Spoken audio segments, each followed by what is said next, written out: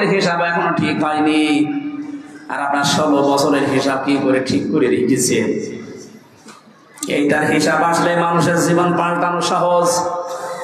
ওই যে মক্কার লোকগুলো যারা মানুষ খুন করতো, জেনা করতো, মানুষের সম্পদ ছিনতাই করতো, ওদেরকে যখন নবীজি এই ভয়টা তৈরি করেছিলেন যে দেওয়া লাগবে, এই মানুষগুলো পরিবর্তন হয়ে গেছে।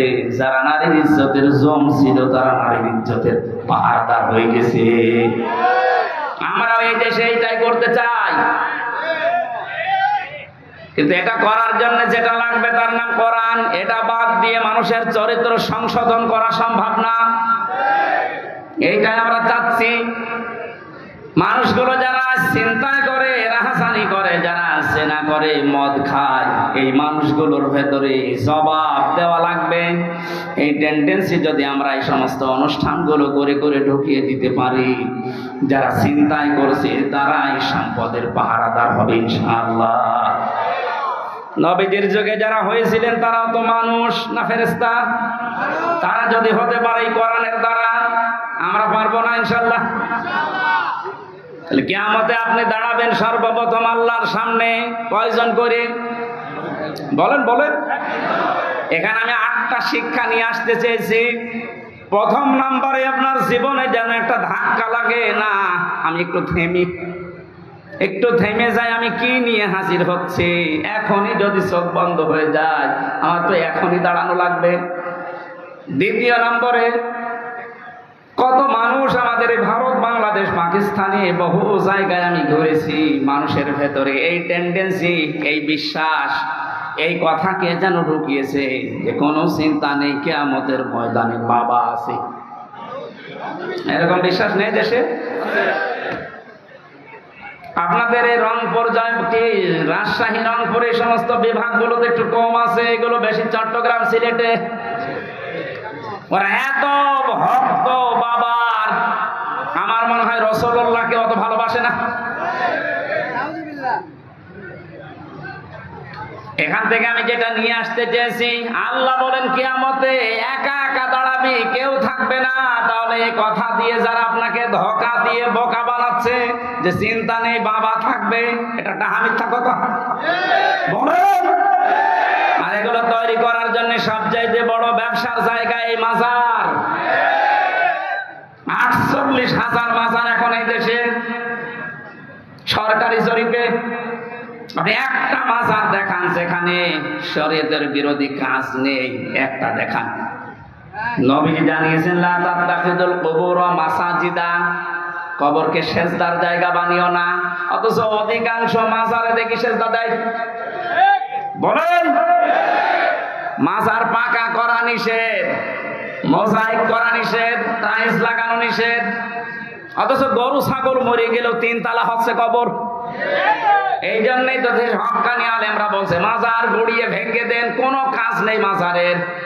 মাজারের যদি এত সম্মান থাকতো, নবীজির জামাই হযরত ওসমানকে দেখে আসলাম, কবর জান্নাতুল বাকিতে পড়ে আছে, একটা পাথর দেওয়া মাত্র, কিচ্ছু নেই। যিনি জান্নাতের গ্যারান্টি জিন্দা অবস্থায় পেয়েছেন দুনিয়ায়, তার কবর যদি শুধু একটা পাথর দেওয়া থাকে মাথার কাছে বা পায়ের কাছে, আপনি কি তার চাইতে বড় কিছু হয়ে পড়েছেন যে আপনার কবর পাকা করা লাগবে? এগুলো যারা করছে বা করবে, এক কথায় বলছে সব ব্যবসা, কোনো কাজ নেই। মাজারে আগরবাতি, মোমবাতি, টাকা পয়সা দিলে যদি ভাগ্য খুলতো, রাসূলুল্লাহর যে কবর আমার মনে হয় 50 তলা হয়ে যেত। কথা বলেন, পৃথিবীর সর্বশ্রেষ্ঠ মানুষের কবরে যদি টাকা দেওয়া না লাগে, মোমবাতি দেওয়া না লাগে, আগরবাতি না লাগে, দোয়াও করতে দেয় না। আমি রাসূলের রওজার পাশে দাঁড়িয়ে শুধু ভাবে হাত তুলেছিলাম যে পুলিশ পাহারা দেয় ওখানে, আমার হাতের উপরে ওই যে লাঠি হাতে থাকে, বাড়ি দিয়ে বলছে কি চাচ্ছেন আপনি? কিছু চাই না, রাসূলের জন্য দোয়া করছি। আমি আরবিতে ওনারে বললাম, ওনার ভাষা দিয়ে আমারে বলছে কি বলেন, আপনি যদি দোয়া করার দরকার হয় কাবা শরীফের কাছে, কাবার দিকে তাকান, কাবার মালিকের কাছে কিছু বলেন, রাসূলের কাছে আপনি কি চান? ও মনে করছে আমি কিছু চাচ্ছি। শ্রেষ্ঠ কবর পৃথিবীতে, তার কবরের পাশে দাঁড়িয়ে যদি কিছু চাওয়া জায়েজ না হয়, পৃথিবীতে কোন মহারথী আছে যে তার কবরের পাশে সে চাওয়া যায়? সুতরাং এই ভ্রান্ত ধারণা থেকে, এটা যে রেকর্ড হচ্ছে এই জন্য বলছি, কালকে সারা বাংলাদেশ সহ বিশ্বে বাংলা ভাষাভাষী মানুষের কাছে ছড়িয়ে যাবে। সবাইকে আহ্বান জানাচ্ছি, আপনি কিয়ামতে কোনো বাবা নিয়ে উঠবেন না, কোনো পীর সাহেব নিয়ে না, আপনি একা একা উঠবেন। কয়জন করে? স্রেফ একা, কেউ থাকবে না। আপনি আবার মিলান যে আপনি কি জবাব দেবেন। এ ধারণা যারা ঢুকিয়েছে তাদেরও এটা ওদের দরবার টিকানোর ব্যবসা। আমি তো কোরআনের আয়াত বলে দিয়েছি, সূরা মারিয়াম 95 নম্বর আয়াত। এর উপরে আর কোন দলিল পৃথিবীতে আছে? এরপরেও যদি কারো মন খারাপ হয় তাহলে আয়াত কেটে বাদ দিয়ে দিন। না, এবার আর পারবে না। বিচারের দ্বিতীয় ধাপ, আমাদের এই বাংলাদেশে 4 প্রকারের রায় হয় আমরা দেখেছি। এই জয়পুরহাটের জেলা আদালত যেটা আছে, এখানে ম্যাজিস্ট্রেট কোর্টে একটা রায় হয়, এরপরে জজ কোর্টে আবার রায় হয়। এখানে যদি আপনার রায় বিপক্ষে যায়, আপনি হাইকোর্টে যান ঢাকায়। হাইকোর্ট থেকে যদি আপনি ন্যায় বিচার না পান, মনে করেন আমি অবিচার হয়েছে আমার প্রতি, আপনি আর একটা কোর্টে যান, সুপ্রিম কোর্টে যান। এর উপরে আর কোন কোর্ট এ দেশে আছে? বলেন বলেন। তাহলে বাংলাদেশের রায় হয় কয় প্রকার? আল্লাহ পাক যে রায় দেবেন কিয়ামতের ময়দানে, যে ধাপ বানিয়েছেন, আমাদের যেমন 4 ধাপ, আল্লাহর রায় হবে 2 ধাপ। প্রথমে আল্লাহ আপনাকে ডাকবে স্রেফ একা একা, দ্বিতীয় নম্বরে আপনাকে এবার একা ডাকবে না। এইটা বোঝানোর জন্য আমি পর্যন্ত এসেছি, শুনতেছেন? কিয়ামতে এবার আল্লাহ মানুষকে, প্রতিটি মানুষকে ডাক দেবে, ইয়াউমা নাদউ কুল্লা উনাসিম বিইমামিহিম। সূরা বানী ইসরাঈল 15 নম্বর পারা 8 নম্বর পৃষ্ঠা 3 নম্বর লাইনের 72 নম্বর আয়াতের প্রথম অংশে আছে। এটা তাফসীরে ফি জিলালিল কোরআনে আছে। আমি বিশ্ববিদ্যালয়ে থাকাকালীন যত তাফসীর মিলিয়েছি, এই ইমামিহিম এই শব্দের সাথে 42টার উপরে আমি দেখেছিলাম ইংরেজি সহ। প্রতিটি মুফাসসির আয়াতের ব্যাপারে এক কথাই দিয়েছেন। আল্লাহ পাক বলেন কিয়ামতের ময়দানে প্রতিটি মানুষকে বিচারের দ্বিতীয় ধাপে আমি ডাক দেব তার নেতার সাথে। কার সাথে? বলেন বলেন।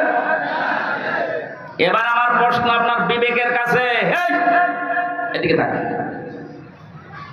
প্রথম ধাপ তো শেষ, আপনি কি করবেন আপনি জানেন আর আল্লাহ জানেন।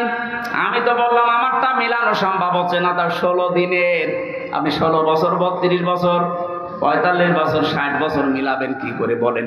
আপনার তো এখনই কান্নাকাটি শুরু করা দরকার। ওই বিবেক যে আপনার মরে গেছে, এবার দ্বিতীয় ধাপে আসেন তো। আপনাকে এবার আল্লাহ একা আর ডাকবে না। অবশ্যই কোরআনের আয়াত সত্য 100 ভাগ না 98 ভাগ? বলেন বলেন।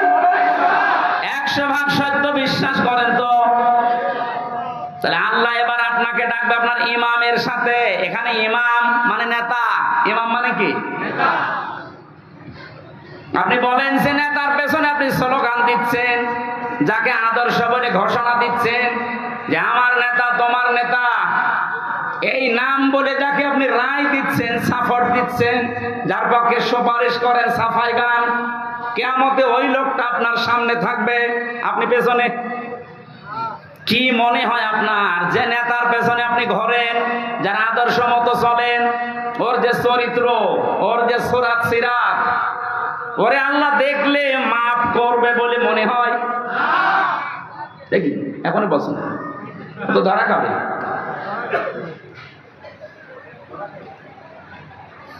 আমি তামাশা করার জন্য বলি না, এবং ইমান থেকে বলছি। কোরআনের এই চোখটা লাগিয়ে আমি দেখতে পাচ্ছি আমরা 100 জনের এই দেশে 8 ইয়াসিন আল্লাহর ঘোষণা দেওয়া নেতা এই একজন। তাকে না মেনে আপনি যাকে মানেন, তিনি যদি আপনার সামনে থাকতেন মুহাম্মদুর রাসূলুল্লাহ, আপনার চিন্তা থাকতো না? কথা বলে না কেন? তিনি বাদ দিয়ে আপনি যাকে মানেন, আপনি তো তাকে মানেন না। যাকে মানেন বলেন তো সেই লোকটা আপনার সামনে এখন দাঁড়িয়ে, আপনি পেছনে। আল্লাহ তো আগে তাকাবে তার দিকে। তার যে সুরাত সিরাত, তার চরিত্র কিছু না হলেও কিছু আপনি জানেন। আপনার চাইতে বেশি জানে ওর সম্পর্কে কে? আরো জোরে বলেন। নিজে নিজেই বলছেন যে না, ওর দিকে তাকালে আল্লাহর মাফ করা সম্ভব না, তা আপনার পর্যন্ত তো যাবেই না।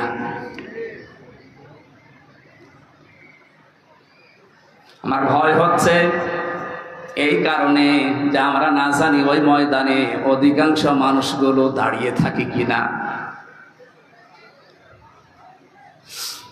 আল্লাহর ঘোষণা দেওয়া নেতা যেহেতু মুহাম্মদুর রাসূলুল্লাহ, আর উনি শুধু বাংলাদেশের জন্য না, ভারতের জন্য না, তাম দুনিয়ায় যত রাষ্ট্র আছে যেখানেই বাস করেন আপনাকে বিশ্ব নবী নেতা মানা লাগবে। এতদিন শুনেছেন যে ইয়াসিন সূরা পড়লে 10 খতম কোরআন শরীফে সওয়াব হয়, কিন্তু এর ভেতরে 83টা শিক্ষা আছে। আমি একটা একটা করে কেবল 5টা বললাম। 83টা শিক্ষা আপনার প্র্যাকটিক্যাল লাইফে জীবনে আগে সেট করা লাগবে। এরপরে আমি এদিকে পড়েই গেলাম, নেকি হয়েই গেল, তো নেকি কি কি থাকবে কোথায়? নেকি তো থাকছে না ধরে রাখার জন্য। এমন একটা বিশ্বাস, এমন একটা কথার দ্বারা নেকি সব শেষ। কথা বলছেন? এই কোরআনে আল্লাহ 500 শরীয়তের বিধান দিয়েছেন। কয়টা? তার ভেতরে এটা একটা। ইয়াসিন হে নেতা, এটা একটা। এরকম কত আছে বলেন বলেন। কেন 500টা বলেন তো? আমি এবার শিক্ষিত মানুষদেরকে বলছি, যত ফরজ ইবাদত আছে দুনিয়ায়, প্রত্যেকটা ফরজ ইবাদতের কিছু মৌলিক বিষয় আলাদা করা আছে। এই যে নামাজ ফরজ না, বলেন না কেন? নামাজ পড়তে গেলে 13টা ফরজ লাগে, ভেতরে আর বাইরে মিলিয়ে। আমি ওসি সাহেবকে বলছি 12টা ফরজ আদায় করে উনি নামাজ পড়লো, একটা ফরজ আদায় করেনি, ওনার সওয়াব হবে কয়টা? কথা বোঝার পরে বলবেন ওনার সওয়াব কয়টা হবে? কিচ্ছু হবে না, 0, শূন্য।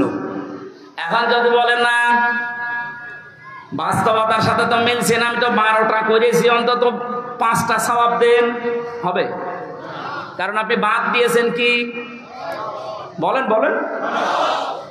ওয়াজিব আছে 14টা, 13টা আদায় করেছেন, একটা আদায় করেননি, আপনার নামাজ হবে না? নামাজ হবে, কিন্তু জরিমানা দেওয়া লাগবে। সরসেজদা বলে না? সরসেজদা মানে কি? জরিমানা। সরসেজদা মানে কি? তাহলে ফরজ যদি একটা বাদ যায় শেষ, ওয়াজিব বাদ গেলে হবে, কিন্তু সরসেজদা দেওয়া লাগবে, জরিমানা না দিলে ওইটাও শেষ। বাকি আছে নামাজ ভেঙে যায়, নষ্ট হয়ে যায় 19টা কারণে। কয় কারণে? এর একটা কারণ যদি পাওয়া যায়, 18টা ঠিক আছে, নামাজ থাকবে না ভেঙে যাবে? আরো জোরে বলেন। এটা যেমন সহজভাবে বুঝলেন, নামাজের ভেতরে অমৌলিক কিছু জিনিস আছে যেগুলো না হলেও নামাজ হয়ে যাবে। যেমন সুন্নাত আছে 12টা, মুস্তাহাব আছে 70টা। এরকম ভাগ ভাগ করে আমি 2 রাকাত নামাজ পড়তে গিয়ে 60,000 মাসালা পেয়েছি। কয়টা? আমার মনে হয় এখানে 60,000 মাসলা সবারই জানা আছে। 60টাই জানা নেই। যে জন্য আমি এ পর্যন্ত আসলাম। এবার আসেন, এই যে মঞ্চটা, এই মঞ্চের মৌলিক জিনিস 2টা, একটা খুঁটি আর একটা সামিয়ানা। এই 2টা মৌলিক না, আসল উপাদান। এই 2টা না থাকলে কেউ মঞ্চ বলবে? বলেন। অমৌলিক জিনিস আছে, এই যে টিস্যু বক্স, এই মাইক, এই যে ফুল দেওয়া আছে, বিউটিফাই করেছে, এই চেয়ার দেওয়া আছে, এই টেবিল আছে। এগুলো কি না থাকলে মানুষ মঞ্চ বলবে না? এ পর্যন্ত বুঝেছেন কিনা বলেন? যে মৌলিক জিনিস 2টা, অমৌলিক জিনিস 10টা। সংখ্যার দিক থেকে মৌলিক জিনিস বেশি না কম? বলেন। কিন্তু গুরুত্বের দিক থেকে এত বেশি, এর একটাও যদি না থাকে এ মঞ্চ টিকবে? খুঁটি না হলেও হবে না, ছাদ না হলেও হবে না, কিন্তু টিস্যু বক্স না থাকলে হবে না। না বলেন বলেন। কোরআনে আল্লাহ 500 মৌলিক জিনিস দিয়েছেন, 6,666টা আয়াত। এর ভেতরে মাত্র 500 আয়াত শরীয়তের বিধান। আপনি কোথায় 6666? 500 বাদ গেলে কি হয়? বাকি যেগুলো আছে সব ওই টিস্যু, ফুল, ফুলদানি, এই টেবিল, এই মাইকের মতো, কিন্তু 500 যেটা আছে সেটাই সামিয়ানার খুঁটির মতো। এর একটাও বাদ গেলে আপনি এখানে বসে থাকতে পারবেন না, কাওয়া কাদের মতো পড়ে যাবেন। একবার পরে গিয়েছিল না, কেবল স্মার্ট বলেছে আর ভাব করে গেছে। তাহলে ওর মৌলিক জিনিস ছিল না, খুঁটি ছিল না হয়তো, কিন্তু দুর্বল ছিল। এখান থেকে আমি যেটা নিয়ে আসতে চাই, মৌলিক জিনিস না থাকলে অমৌলিক হাজারও থাকলে তার কোনো দাম থাকে না। ওসি সাহেব যদি নামাজ পড়তে গিয়ে 12টা আদায় করে, একটা আদায় না করে, উনি নিজেও এখন বলবে যে কোনো সওয়াব নেই, জিরো হবে, শূন্য হবে। এ পর্যন্ত বুঝেছেন তো? 500 আয়াত শরীয়তের বিধান, একটা মানেননি, 499টা মেনেছেন। কিয়ামতের দিন যখন আল্লাহ মিজানের পাল্লায় আপনাকে তুলবে, আপনারও ওই ফল হবে জিরো, শূন্য। এবার আসেন এই শব্দটার একটু ব্যাখ্যা করি। মিজানের পাল্লা বলি আমরা, মিজান মানে কি? না না, মিজান মানে ন্যায় বিচারের মানদণ্ড। হাইকোর্টের সামনে দেখবেন একটা দাড়ি পাল্লা টাঙানো আছে, এই টাঙানো নেই? ও দাড়ি পাল্লা সরকার টাঙিয়েছে কি খেলা করার জন্য, নাকি বাদে একদিকে ঝুলিয়ে থাকে সমান্তরাল? দেশের 18 কোটি মানুষকে বোঝাতে চায় দেশের সরকার যে কোন জায়গায় যদি ন্যায় বিচার না পাও, এখানে ন্যায় বিচার পাবা, এটা ন্যায় বিচারের প্রতীক। তাহলে দাড়ি পাল্লা মানে ন্যায় বিচারের মানদণ্ডের প্রতীক। এটা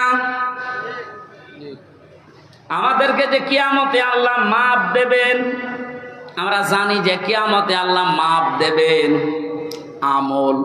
কি মাপবে? আমলের মাপ দেবে না মিজানের পাল্লায়? এটা শুনেছেন কোনদিন নাকি আজকে শুনলেন? কিয়ামতের দিন আল্লাহ মাপ দেবে কি? আমল। বলেন বলেন, আমল মানে কি? কে বললো আমল মানে নেক কাজ? মানে আমল মানে শুধু কাজ। নেক কাজ হতে হলে তো সলিহাত ধরতে হবে। তাহলে আমল মানে বাংলায় কি বলেন? কাজ। এখানে যারা আছে, ক্লাস চলছে, আমার ডক্টর গোলাম রব্বানী, আপনাদের নওগাঁয় বাড়ি, ডক্টর লোকমান স্যার এইভাবে হাতে কলমে উনি শেখাতেন। তো তোমরা কাজ করতে চাও, এই যে এই মঞ্চটার কথা বললাম, এটা যদি আমি স্যারকে বলি, স্যারের মঞ্চটা আপনি মেপে দেন, উনি দাড়ি পাল্লায় তুলে দেবে। এটা মাপার জন্য একটা যন্ত্র আছে না? কি নাম? কি ফিতা। নাম কি? ফিতা দিয়ে মাপলে বুঝতে পারবে না কত ইঞ্চি, কত ফুট। এই যে পানিটা যদি ওনারে দিয়ে বলি এটা ফিতা দিয়ে মেপে দেন, হবে? এটার জন্য সিসি লাগবে, লিটার লাগবে, এরকম যন্ত্র আছে আলাদা। ওনারা যদি সাইল দিয়ে বলে যে ফিতা দিয়ে সাইল মেপে দেন, হবে? ওটার জন্য বাটখারা লাগে, কেজি লাগে। পৃথিবীর প্রতিটা জিনিস যেহেতু মাপ করার জন্য আলাদা আলাদা যন্ত্র আছে। তাহলে আমল মানে আমরা সবাই বলছি আমল মানে কাজ। আমল মানে, আমল হচ্ছে আরবি, বাংলায় কাজ, ইংরেজিতে ওয়ার্ক। তো এই যে কাজ, আমি স্যারকে যদি বলি স্যার এই 5 কেজি কাজ মেপে দেন, এ পাগল বলবে না? কাজ কি দাড়ি পাল্লায় মাপে মানুষ যে 5 কেজি কাজ আর এদিকে 10 কেজি কাজ? হবে? কাজ মাপতে হলে একটা আলাদা যন্ত্র আছে। সে যন্ত্রের নাম কি? হ্যাঁ, না না, আপনারা এলাকায় কি পড়াশোনা নেই নাকি? কি পড়েন? কামেল পাস করেন, অনার্স মাস্টার্স করেন, একটু বুঝে বুঝে পড়া যায় না? কাজ মাপতে হলে একটা আলাদা যন্ত্র আছে, ওই যন্ত্রের নাম হচ্ছে গুরুত্ব। নাম কি? কাজ মাপে মানুষ গুরুত্বের ভিত্তিতে। স্যার যদি এক কনস্টেবলকে ডাক দিয়ে বলে জয়পুরহাট সদরে যাও, 500 টাকা দিয়ে আসো, এখন উনি সকাল থেকে আশায় আছে যে টাকা দিয়ে আসবে, 2-3 ঘন্টা পরে খোঁজ নিয়ে দেখছে 1-1.5 কিলো যাওয়ার পরে কনস্টেবল মার্বেল ফেলতেছে। ওনার কথা আর ওনার কাজের কোনো গুরুত্ব কনস্টেবল দিয়েছে? ওর ওপরে তো উনি খুব খুশি হবে, রাজি হবে নাকি বলেন? আপনাকে আল্লাহ 500টা কাজ দিয়েছিল দুনিয়ায়, যেটা মৌলিক কাজ, এই ছাদের মতো আর খুঁটির মতো। এগুলো আপনি না করে মার্বেল খেলছেন। পরবর্তীতে যখন আল্লাহ দেখছে এ কি করে, এই গুরুত্বপূর্ণ কাজগুলো না করে ও মার্বেল খেলছে, ওনার মতো আল্লাহর রাগ হওয়া সম্ভব না। আপনার জীবনের যে মৌলিক কাজ, যা গুরুত্বের ভিত্তিতে আল্লাহ মাপবেন, 500টা কাজ দিয়েছেন, 500টা কাজের গুরুত্বপূর্ণ কিছু অংশ আছে। নামাজের যেমন 13টা। এই অজু করতে গেলে মানুষের অজু ভেঙে যায় কয়টা কারণে? 7 কারণে। বলেন কয় কারণে? এর ভেতরে যদি 6টা আদায় করেন, একটা আদায় করেননি বা নষ্ট হয়ে গেছে, আপনার পুরা অজু শেষ। ওই অজু দিয়ে নামাজ হবে? আমি কেন বলছিলাম এ কথা বারবার ক্লাসের মতো? আমাদের আজকে আমল মাপার, অনেকে মনে করে কিয়ামতের দিন এদিকে আমি 10 কেজি সব তুলে দেব, এদিকে 11 কেজি গোনা তুলে দেব, একটু কম বেশি হবে। অথবা এদিকে 11 কেজি সওয়াব, এদিকে 10 কেজি গোনা, একটু বেশি হবে, আল্লাহ জান্নাত দিয়ে দেবে। আরে ভাই, কাজ কি মানুষ মাপে দাড়ি পাল্লা দিয়ে নাকি? গুরুত্ব দিয়ে মাপতে হয়। আপনার জীবনের গুরুত্বপূর্ণ কাজই তো নেই। এই পৃথিবীতে যত গুরুত্বপূর্ণ কাজ আছে, এই যে ছাদের মতো আর খুঁটির মতো, তার ভেতরে 1 নম্বরে গুরুত্বপূর্ণ কাজ হচ্ছে আহসানু আমালা, সবচাইতে উত্তম কাজ। সবচাইতে উত্তম কাজ 500টা, তার ভেতরে 1 নাম্বার কি? 1 নাম্বার হচ্ছে আনাকিমুদ্দিন, এই পৃথিবীতে আল্লাহর দিন কায়েম করে দেখাও। এইটার নাম শুনলে যাদের কাছে রাজনীতি মনে হয়, দুনিয়ার কাজ মনে হয়। হযরতে মুসা তাহলে ভুল করেছিল, হযরতে ঈসা ভুল করেছিল, ইব্রাহিম নবী ভুল করেছিল, নূহ নবী ভুল করেছিল, মুহাম্মদ রাসূলুল্লাহ ভুল করেছিল। ওনারা তো এই কাজ করতে গিয়ে 27টা যুদ্ধের নেতৃত্ব দেওয়া গেছে। আপনি এই কাজের কথা শুনলে খালি দুনিয়ার কাজ মনে করেন, রাজনীতি মনে করেন, মানে আপনার তো মৌলিক কাজই হাতছাড়া হয়ে যাচ্ছে। এ ফুল দিয়ে, এসব দিয়ে কি করবেন? আমি আশা করি কথা বোঝাতে পেরেছি। এরপরও যদি কেউ না বোঝার ভান করে থাকেন, এদিকে আসেন, আসেন, আপনাকে চট করে ঢুকিয়ে নিন, আসেন।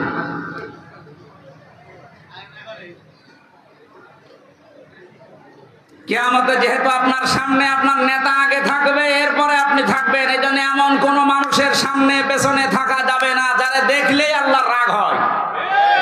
এরকম নেতা দেশে নেই। রাত 12টার পরে যার পা ঠিক মতো মাটিতে পড়ে না, রিকশা ছাড়া বাড়ি যেতে পারে না, এক কথা বলে না কেন? খেজুর গাছে ধাক্কা দিয়ে বলে, বড় ভাই সাইড দাও, আর কতক্ষণ দাঁড়াবো? আপনি এই মানুষের পেছনে এখনো থাকবেন? কালকে এই বাংলাদেশের ইসলামী আন্দোলনের একজন সর্বোচ্চ নেতা, আপনাদের রাজশাহীতে বাড়ি, অধ্যাপক মুজিবুর রহমান, উনি ঘোষণা দিয়েছে এই দেশে যেন কোনো মদখোর, কোনো মাতাল আপনার এই সিলটা না পায়। এটা তো উনি বানিয়ে বলিস, সূরা ইয়াসিনের ব্যাখ্যা এটা। এমন মানুষকে আপনি এটা দেবেন না যে সামনে ওই লোকটা থাকলে আল্লাহর আগে রাগ হয়ে যাবে, আপনার পর্যন্ত যাবেই না। এই জন্য আল্লাহ যেহেতু নবীকে 7টা নামে ডাক দিয়েছিলেন, তার ভেতরে প্রথম ইয়াসিন, এরপরে তহা, এরপরে আব্দুন বা আব্দুল্লাহ, এরপরে মুজাম্মিল, মুদ্দাসসির, আহম্মদ, মুহাম্মদ। আমরা প্রতিটি শব্দের ব্যাখ্যা আছে, এত কথা বলতে গেলে মেলা রাত হয়ে যাবে। আমরা রবিউল আউয়াল মাস, যেহেতু এই মাসে নবীজির জন্ম, এই মাসেই মৃত্যু। বিশ্ব নবী এই মাসে এসেছিলেন, এই মাসে ইন্তেকাল করেছেন। তাকে নিয়ে বিশেষ করে যে মাতামাতি হয় এই রবিউল আউয়াল আসলে, এটা কোরআন হাদিসে বর্ণিত নেই। আমাদের রাষ্ট্রীয়ভাবে একদিন ছুটি দেওয়া আছে মিলাদুন নবী, নবীর জন্ম বৃত্তান্ত আলোচনা করার জন্য। না, নবীর জন্ম বৃত্তান্ত আলোচনা করার জন্য রাষ্ট্রীয় শোকের দরকার নেই, রাষ্ট্রীয় ছুটির দরকার নেই। নবীজি যেটা দিয়ে দেশ চালিয়েছিলেন, এইটা কিভাবে চালানো যায় সেই পদ্ধতি আবিষ্কার করে, তাহলেই হবে রবিউল আউয়াল পালন করা। আপনি কি একজন সাহাবীর চাইতে বেশি ভালোবাসা মহব্বত রাসূলুল্লাহকে দিতে পারবেন? বলেন। এই যে মিলাদ নিয়ে যারা আজ মাতামাতি করে, আমি কালকে বগুড়া ছিলাম, খালি মিলাদ নিয়ে যেভাবে মিছিল লাগিয়েছে এরা এরা বুঝে করুক না বুঝে করুক আমি ওটা জানি না, কিন্তু বাস্তবতা হচ্ছে শুধু যদি কেউ মিলাদ, মিলাদ মানে জন্ম, মিলাদ মানে কি শুধু জন্ম নিয়ে কেউ যদি আনন্দে থাকে সে জাহান্নামে যাবে, শুধু জন্ম নিয়ে। কারণ নবীজির ইন্তেকালের 600 বছর পরে এই মিলাদ আবিষ্কার করেছে মানুষ। তাহলে এই 600 বছরে তো মিলাদ হয়নি দুনিয়ায়, ওরা জান্নাত যাবে না? বলেন আপনি এই 600 বছর পরে কোথায় পেলেন এটা? ইসলামের ভেতরে নতুন কিছু আবিষ্কার যে করে সে বেদাত করে, আর বেদাত করলে সে গোমরাহ, আর গোমরাহ হলে সে জাহান্নামী। আপনি একটা কথা খণ্ডন করতে পারবেন? এবার আসেন আমি দলিল দিচ্ছি। দুইজন চাচা ছিল নবীজির জন্মে খুশি, একজন আবু লাহাব আর একজন আবু তালেব, এরা আপন চাচা। এই দুইজন এত বেশি খুশি হয়েছিল নবীর জন্মে, যারা সংবাদ দিয়েছে তাদেরকেও আজাদ করে দিয়েছে। আর আবু তালেবের জীবনী পড়েছি, ও নিজের সন্তান আলীকে কাছে রাখতো না, কিন্তু ভাতিজা মোহাম্মদ এতিম, বাবা নেই মা নেই, এই জন্য নিজের কাছে রাখতো। এত আদর করেছে, বলতো ভাতিজা আমি তোমার ধর্ম মানি না, কিন্তু তোমার শরীরে কেউ আঘাত করুক এটা আমি বেঁচে থাকতে সহ্য করবো না। তা আপনি আর কি করেন বলেন তো? নবীর জন্ম আসলে সেই লোকটার দিকে তাকান। ও জীবন পর্যন্ত দেওয়ার মতো এইরকম মহব্বত করতো রসুলকে। তো মারা যাওয়ার সময় নবীজি যখন বললেন ইয়া আম্মি আবি তালিব লা ইলাহা ইল্লাল্লাহ হাজ্জুল লাকা ইনদাল্লাহি ইয়াউমাল কিয়ামাহ, বুখারী শরীফের হাদিস। নবীজি মাথার কাছে এসে বলেন চাচা আশপাশে মানুষজন দাঁড়িয়ে আছে, আপনার জোরে বলার দরকার নেই, আমার কানের কাছে মুখ নিয়ে শুধু আস্তে করে বলেন লা ইলাহা ইল্লাল্লাহ মুহাম্মাদুর রাসূলুল্লাহ বলার দরকার নেই, কারণ ওটা আমি নিজে আমি জানি। আপনি শুধু আল্লাহর একাত্মবাদের স্বীকৃতি আমার কানে শোনান, কারণ আমি সাক্ষী, আমি শাহেদ। আমি কি শাহিদা ওয়া মুবাশশিরা ওয়া নাযীরা, এই শব্দগুলো কোরআনে নেই? আমি যে সাক্ষী, কিয়ামতে তো বলা লাগবে। আপনি শুধু আমার কানের কাছে একটু বলেন যে লা ইলাহা ইল্লাল্লাহ, আর কিছু বলা লাগবে না, কাউকে শোনানোরও দরকার নেই।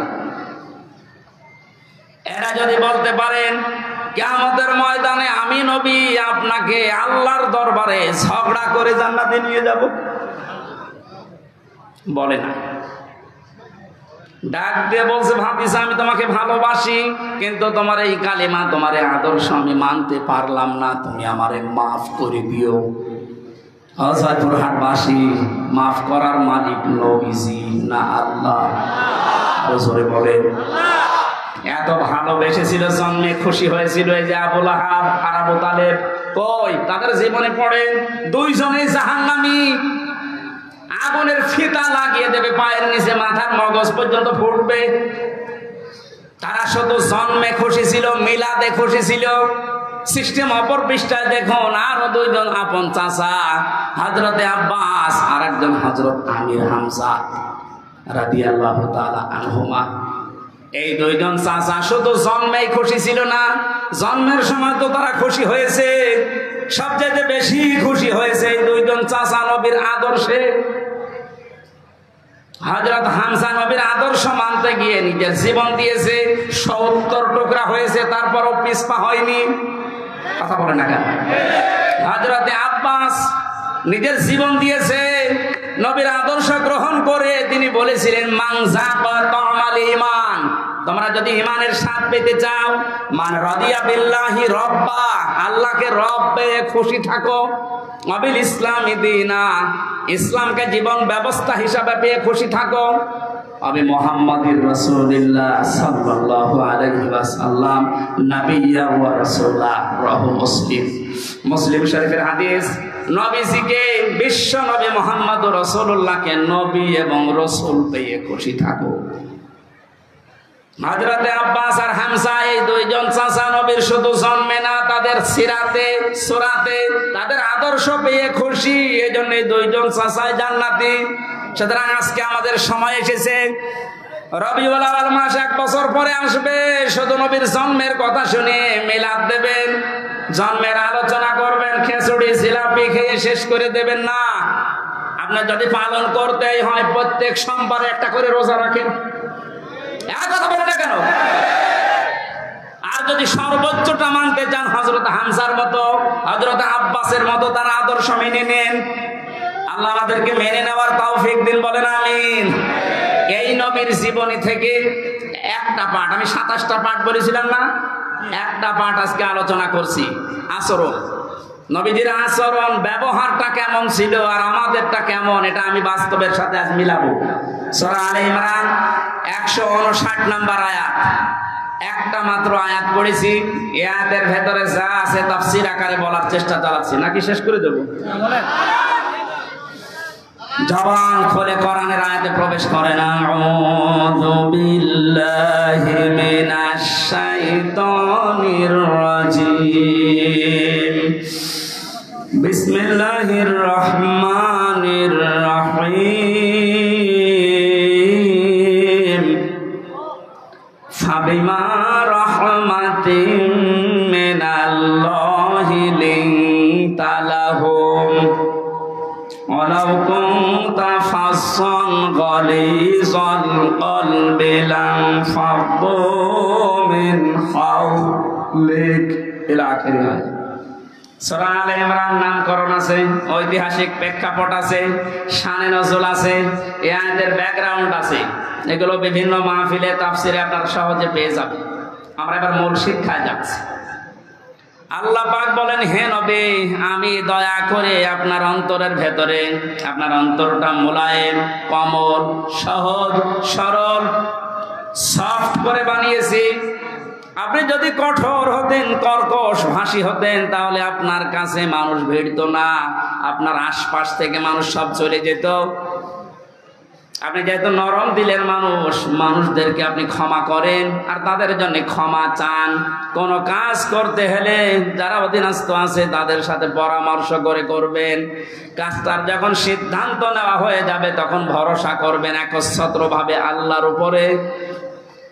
যারা ভরসাকারী তাদের আল্লাহর উপরে ভরসা করাই উচিত। এইটা বাংলা অর্থ ছিল।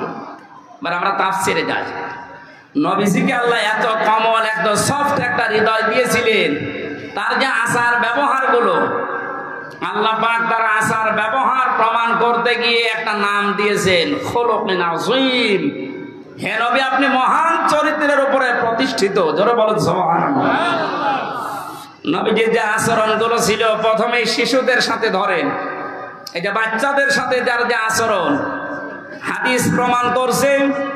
নবীজি রাস্তা দিয়ে যখন হেঁটে মসজিদে নববীতে কাবা শরীফে যেতেন, রাস্তার আশেপাশে বাচ্চারা খেলাধুলা যারা করত, বিশ্ব নবীকে দেখলে নিজের মা, বাবা, বড় ভাই সব ছেড়ে নবীর কাছে ছুটে আসতো। আমাদের ভেতরে চরিত্রটা অনেকের নেই। বাচ্চাদেরকে আদর করা, মহব্বত করা, ভালোবাসা দেওয়া। নবীজি বলেন, ছোটদের সাথে আমার ভালোবাসাটা, আমার আন্ডারস্ট্যান্ডিং এমন ভাবে পয়দা হয়েছিল, আল্লাহ তৈরি করে দিয়েছিলেন। বাচ্চারা যদি নিজের মা বাবাকে দিনের পর দিন, মাসের পর মাস, বছরের পরে বছরও না দেখতো, আমি নবীর সাথে থাকলে ওরা মনে করতো মা বাবার সাথে আছে। হযরতে যায়েদ রাদিয়াল্লাহু তাআলা আনহু, তিনি বিক্রি হয়ে গেলেন একবার ছোটবেলায়। ভাগ্য তাকে খাদিজাতুল কুবরার কাছে পৌঁছিয়ে দিয়েছে। হযরতে খাদিজা তার স্বামী মুহাম্মদুর রাসূলুল্লাহর কাছে উপহার দিলেন যে কামে কাজের লোক হিসাবে আপনাকে দিলাম, আপনি খেদমতের জন্য নিয়ে নেন। 7 দিন হয়ে গেছে। হযরতে যায়েদের বাবা এবং চাচা খবর পেয়েছে মক্কাতে মুহাম্মদুর রাসূলুল্লাহর কাছে আছে তার সন্তান।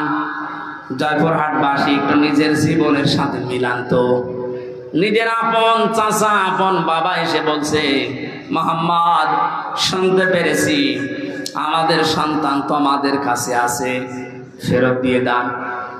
নবীজি ডাক দিয়ে বললেন, আপনারা কে? আমি চিনি না। বলে, আমরা যায়েদের পিতা, আর এটা যায়েদের চাচা।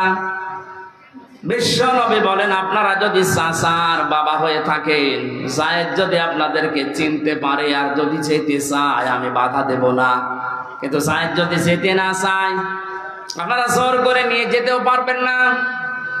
পিতা বললেন, হ্যাঁ, আপনি অবশ্যই যুক্তিপূর্ণ কথা বলেছেন। হযরতে যায়েদকে নিয়ে আসা হলো। নবীজি জিজ্ঞাসা করলেন, যায়েদ, এদেরকে চেনো? হযরতে যায়েদ বলে, হে রাসূল, এটা আমার বাবা আর এটা আমার চাচা। হযরতে যায়েদের পিতা ডাক দিয়ে বলে, যায়েদ তাড়াতাড়ি বাড়িতে চলো, তোমার মা কান্নাকাটি করছে, অসুস্থ হয়ে গেছে কাঁদতে কাঁদতে কিনা। হযরতে যায়েদ বলেছিলেন, হে আমার পিতা, হে আমার চাচা, বাড়ির সম্পদ সহ যা আছে সব আমাকে দিয়ে দিতে চান। এই 7টা দিনে লোকটার কাছে থেকে যে ব্যবহার আমি পেয়েছি, তামাম দুনিয়া দিলেও একে ছেড়ে যাওয়া যায় না। কি ব্যবহার পেয়েছিলেন নবীজির কাছে মাত্র 7 দিন। এই ছোট মানুষটা আপনার বাড়িতে যে ছেলেটা কাজ করে, যে মেয়েটা কাজের মেয়ে, ওকে একদিন গোপনে ডেকে বলবেন, ওই তোরে 2 লাখ টাকা দেবো, তুই কি চলে যাবি? ও বলবে, শয়তান, টাকা দেওয়া লাগবে না, তুই এমনি ছেড়ে দে। কথা বলে না।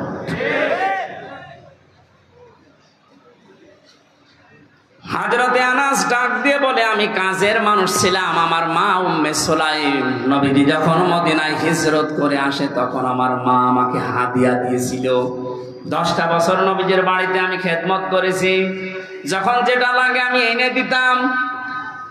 আল্লাহর কসম, আমার নবী কোনদিন এই 10টা বছরে কোনদিন আমাকে ধমক দিয়ে কথা বলেননি। জোরে বলেন আল্লাহু আকবার। বিষয়টা শুনতে যত সহজ মনে হচ্ছে, যে যে চেয়ারে বসে আছেন ওই জায়গা থেকে ভাবেন তো আপনার অধীনস্থ লোকদের সাথে আচরণ করা কত কঠিন। 10 বছর না, 10টা দিনও আপনি পারবেন না।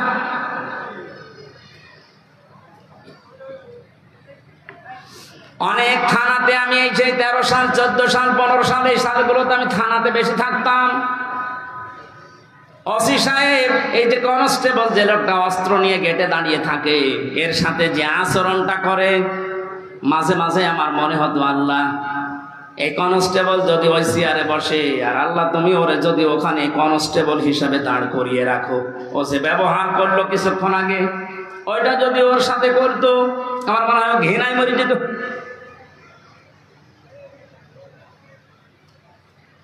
আপনার তার শুকরিয়া আদায় করা দরকার ছিল যে ও একজন মানুষ, ও ডিগ্রি পাস, আমিও ডিগ্রি পাস, আমাকে আল্লাহ চেয়ারে বসিয়েছে আর ওরে অস্ত্র নিয়ে দাঁড় করিয়েছে গেটে। ওর সম্মান আমার চাইতে আরো বেশি হওয়া দরকার। এই আচরণগুলো অনেকে মনে করছে যে দুনিয়ার বিষয় না, এগুলো সব আখিরাতের বিষয়। আল্লাহর নবীর কাছ থেকে রবিউল আউয়াল মাসে যদি এই কাজগুলো আপনি নিতেই না পারেন, তাহলে কি নেবেন এই মাসে? শুধু জিলাপি আর খিচুড়ি। নবী যে আচরণ করেছিলেন যুদ্ধবন্দীদের সাথে, অথচ বাংলাদেশে আয়না ঘর বানিয়ে কি অবস্থা করেছে মানুষের সাথে। আমার সাথে একজন আলেম ছিল জেলখানায়, মাওলানা মুফতি ফখরুল ইসলাম। এই লোকটা মাঝে মাঝে গভীর রজনীতে আমার পাশেই থাকতো, চিল্লিয়ে উঠতো, কি হয়েছে ভাই? বললাম, যখন আয়না ঘরে ছিলাম, ওই জায়গায় আমার এই যে হাতের পায়ের ভেতরে হাত দিয়ে সামনে যে রডের দেওয়াল ছিল, এই রড ধরে আবার আটকে দিত হাত।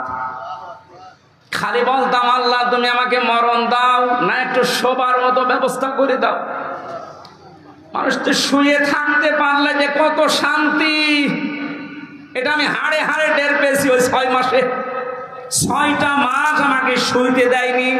হাত এভাবে 24 ঘন্টা বাঁধা, শুধু পোশাক পায়খানার জন্য 1.5-2 মিনিট সময় দিত, আর খাবারের জন্য যা দিত খাওয়ার মতো না। 3-4টা তরকার এক জায়গায় দিয়ে মনে হচ্ছে কে মাখিয়ে খেয়ে ফেলে দিয়েছে। সেইটা মানুষের শরীর যে খারাপ হয়ে যায় তার বাস্তব প্রমাণ দেখেননি ব্যারিস্টার আরমানের? ও চেহারা কি হয়ে গেছে। আমি 10 দিন ছিলাম মাটির নিচে মাত্র, তাই আমি নিজেকে চিনতে পারছিলাম না। আসে 8 বছর, অথচ বিশ্বনবী যুদ্ধবন্দী যারা সাহাবীদেরকে বলতেন, নিজেরা না খেয়ে থাকবা, যুদ্ধবন্দীদেরকে ভালো খাবারটা খাওয়াবা। আর আপনি নিজেও তো বলেন, ওই নবী আমার, ওই নবী আমার নবী। আপনি হজ করে আসেন, সালাম দিয়ে আসেন, সেখানে গিয়ে আপনি জানতেন না যে 15.5 বছর কত মানুষ মাটির নিচে আছে। আয়না ঘরের সাথে যারা সম্পৃক্ত তারা জানতো না। তারা তো সব নাম দেখেছেন, কামরুল আহসান, কি সুন্দর নাম। সৌন্দর্যের প্রতীক কামরুল আহসান, এত সুন্দর নাম নিয়ে লোকটা ঘুমাতো কি করে রাতের বেলা? আয়না ঘরের দৃশ্যগুলো তো অবশ্যই আপনি মাঝে মাঝে যেয়ে দেখে আসতেন। দেখে আসার পরে আপনি কি ঘরে এসে স্ত্রীর কাছে ঘুমাতে পারতেন? আমার তো ঘুম হবে না। 2 দিন 5 দিন 10 দিন হলে হয়, 8 বছর 10 বছর একটা মানুষ কবরের মতো জায়গা। রাত দিন বোঝা যায় না, কখন আজান হয় কখন নামাজ হয় কিছুই জানে না। আন্দাজে নামাজ পড়তাম, 4 ওয়াক্ত নামাজ আমি একবারে পড়েছি। কি করবো আমি জানি না যেখানে আজান হচ্ছে না কি হচ্ছে। নবীজি গভীর রজনীতে যুদ্ধবন্দী যারা ছিল বদরের ময়দানে, তাদের কাছে যে দেখলেন একজনের হাত একটু টাইট করে বাঁধা। নবীজি বললেন, সাহাবী কারা আছো, এর হাতটা একটু খুলে দাও। অয়ুতিমুনা তাআমা আলা হুব্বিহি মিসকিনা ওয়া ইয়াতীমা ওয়া আসীরা। যারা জান্নাতে যেতে চাও তারা ইয়েতিম, মিসকিন, অসহায় এবং যুদ্ধবন্দী যারা, বিশেষ করে যারা বন্দী জীবনে আছে তাদেরকে খাবার খাওয়াও, এ নির্দেশ কার? আর আপনি কি করলেন? আবার জান্নাতে আপনার বলে হক আছে দাবি করে অনেকে। যা করেছেন আমার মনে হয় জান্নাতে আপনার হক নেই, আপনার হক আছে জাহান্নামে। নবীর উম্মত পরিচয় দিতে আপনার লজ্জা লাগবে না কিয়ামতে? নবীজি কি করলেন আর আপনি কি করেছেন? হচ্ছে না আমাদের আচরণ। শুধু রবিউল আউয়াল আসবে চলে যাবে, আপনি যদি এই আচরণগুলো ব্যবহারগুলো নিতে না পারেন তো কি হবে? খিচুড়ি আর জিলাপি খেয়ে পায়খানা করে? আল্লাহর নবী আচরণ করেছিলেন তার স্ত্রীদের সাথে। বিশ্বনবী নিজে রাষ্ট্রের দায়িত্ব পালন করে এসে দেখেন হযরতে আয়েশা রুটি বানিয়েছেন আর বকরি রুটিগুলো একটা একটা করে নিয়ে চলে যাচ্ছে। অনেক রুটি বানাতে বানাতে ছোট মানুষ ঘুমিয়ে গেছে। আমার মনে হয় আমাদের মতো স্বামী যারা চাকরিজীবী ব্যবসায়ী মাঠে কাজ করে, বাড়িতে এসে যদি দেখতো যে তরকারি ছাগলে নিয়ে যাচ্ছে আর বউ পড়ে পড়ে ঘুমাচ্ছে, ওখানে পিটিয়ে হাত মারা করে ফেলতো।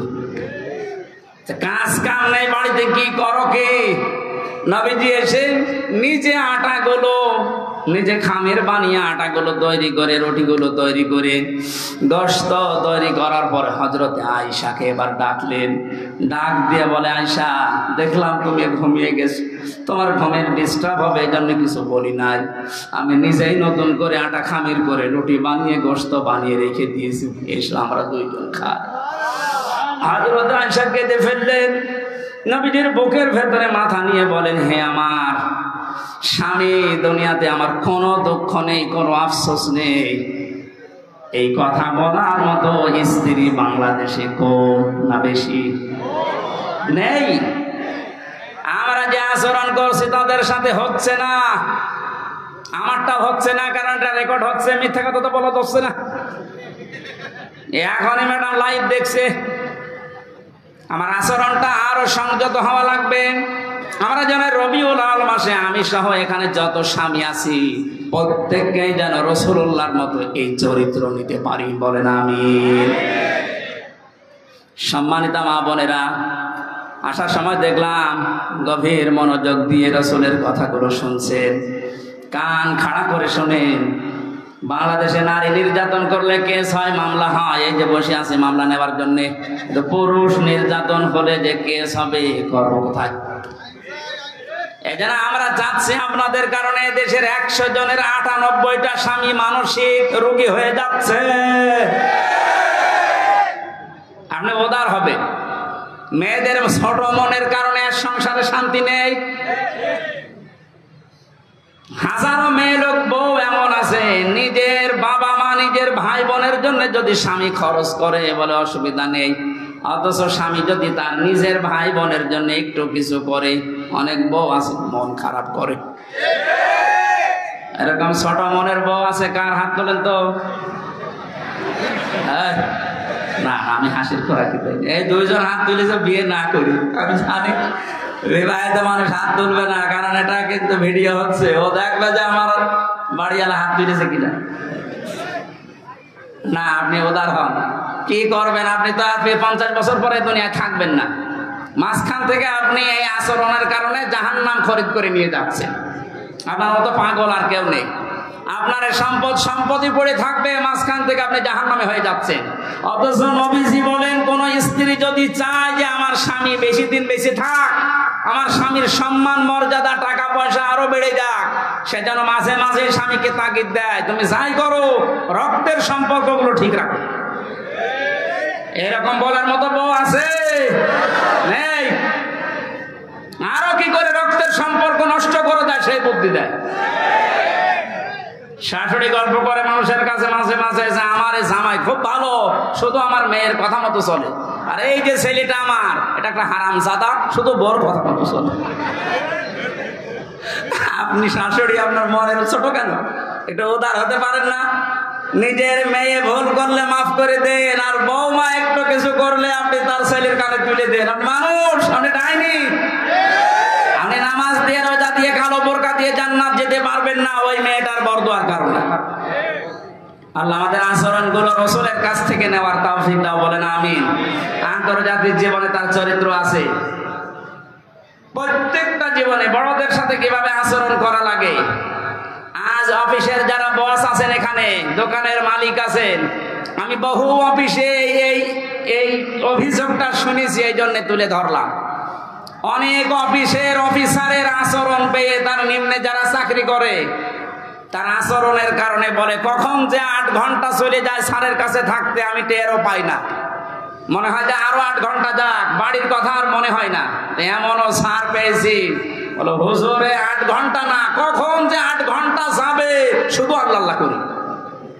এই যে দুইটা স্যারের পরিচয় বললাম, একটার চরিত্র রাসূলের মতো আর একটার চরিত্র ফেরাউনের মতো। ফেরাউনকে আল্লাহ জান্নাত দেবে, ওই স্যারকে আল্লাহ জান্নাত দেবে। আল্লাহ আমাদের আচরণগুলো রাসূলের মতো হওয়ার তৌফিক দিন, আমিন। বারাকাল্লাহু লানা ওয়া লাকুম ফিল কোরআনিল আযীম। আল্লাহুম্মা আমিন। লা ইলাহা ইল্লা আনতা সুবহানাক ইন্নী কুনতু মিনাজ জালিমিন। এই মোনাজাতটা বসে করেন। আমরা মুসাফির আছি, অসুস্থ আছি, আমরা মজলুম অবস্থায় আছি। মোনাজাতটা আমরা বসে করছি। যে যেখানে আছেন মোনাজাতটা বসে করেন, যদি সম্ভব হয় মাথা নিচু করেন, চক্ষু বন্ধ করেন। জীবনের অপরাধগুলো স্মরণ করেন। আশা করছি আমাদের অপরাধ আল্লাহ মাফ করে জায়গাটা নেকি দিয়ে ভরাট করে দেবেন ইনশাআল্লাহ। রব্বানা যালামনা আনফুসানা ওয়া ইল্লাম তাগফির লানা ওয়া তারহামনা লানাকুনান্না মিনাল খাসিরিন। আল্লাহ তাআলা সারা জীবনের অপরাধ মাথায় নিয়ে আমরা জয়পুরহাটের আক্কেলপুরে তাফসীর শুনতে এসে হাত তুলেছি। তোমার নবীদের জীবনের আচরণ ব্যবহার কেমন ছিল একটু শুনেছি। আল্লাহ দয়া করে আমাদের জীবনে আচরণ করার তৌফিক দাও। তুমি আজকের অনুষ্ঠানে যদি সওয়াব দিয়েই থাকো, কিয়ামতের দিন সুপারিশ করবে আমাদের জন্য, ওই নবীজির রওজায় পৌঁছিয়ে দাও। সারা পৃথিবীর মাটির নিচে যারা ঘুমিয়ে আছে আল্লাহ, সারা দুনিয়ার পানিও যদি কবরে দেওয়া হয় জাহান্নামের আগুন নিভবে না। মেহেরবানি করে তোমার রহমতের পানি দিয়ে চিরদিনের জন্য কবরের আযাব মাফ করে দাও। এই মাহফিলের আয়োজন করতে গিয়ে তোমার যে যুবক বান্দারা কাজ করেছে, এলাকার মানুষকে সাথে নিয়ে, মুরব্বীদেরকে তুমি আবু বকরের মতো, যুবকদেরকে তুমি হযরত হাসান হুসাইনের মতো বানিয়ে দাও। সম্মানিতা মা বোনদেরকে খাদিজার মতো, আয়েশার মতো কবুল করে নাও।